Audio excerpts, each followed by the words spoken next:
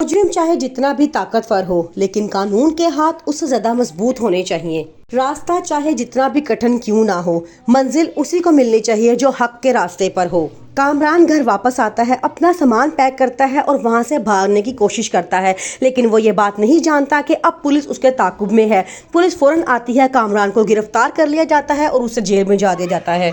दूसरी तरफ सहर जब घर पहुंचती है तो बड़ा परेशान होती है। इतने सारे लोग उसकी बिल्डिंग के बाहर खड़े होते हैं। वो कहती है कि अब ऐसा क्या हो गया है जो ये लोग मेरे घर के बाहर खड़े हैं, लेकिन वो लोग उसे फौरन मुबारकबाद देना शुरू कर देते हैं और कहते हैं कि आप हक पर थी, सच पर थी, आपने केस जीत लिया है। आगे से सहर उन्हें कहती है कि मैं बस आप लोगों को एक ही नसीहत करना चाहती हूँ, कभी भी झूठी खबरें सुन के किसी भी के खिलाफ बोलने के लिए खड़े मत हो जाया करें। पहले बात की पूरी तहकीक किया करें, उसके बाद बात किया करें। और मैं आप लोगों से एक रिक्वेस्ट करना चाहती हूँ कि अपने बेटों की तरबियत आप इस तरह करें कि कोई भी कामरान जैसा इंसान ना निकले।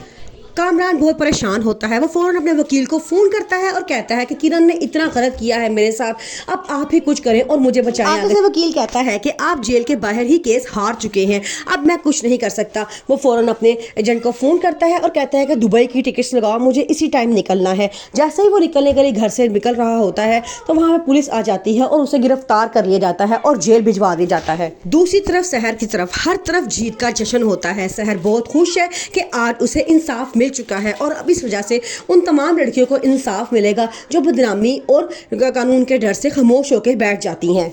अब तमाम सोशल मीडिया पे एक ही न्यूज़ है, सच और झूठ का इंसाफ अल्लाह ताला ने कर दिया है। अब शहर को इंसाफ मिल चुका है और अब वो बाइज्जत और बावकार जिंदगी गुजारेगी, क्योंकि जीत आखिर में हमेशा सच की ही होती है और इस ड्रामे ने ये बात साबित की है। शहर जो तलाक के बाद अब अपने कदमों पे खड़े होने का फैसला करती है। वो एक कंपनी में जॉब करती है जहाँ पे कामरान उसका बॉस होता है। कामरान शुरू से ही उस पर गलत नज़र रखता है और उससे गलत ताल्लुकात इस्तेमाल करना चाहता है, लेकिन शहर उसे बुरी तरह से डरा धमका देती है।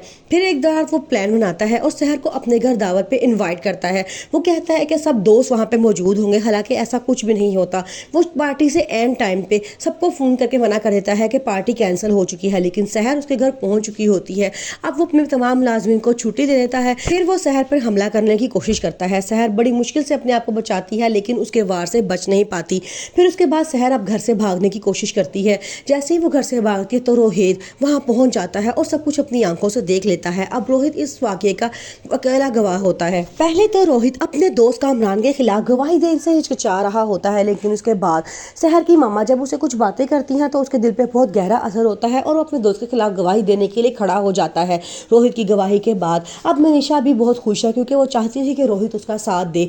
अब रोहित और मनीषा जब आप मैदान में उतर चुके हैं तो किरण भी फैसला करती है कि वो हकायक को जाने कि असल वजह क्या है।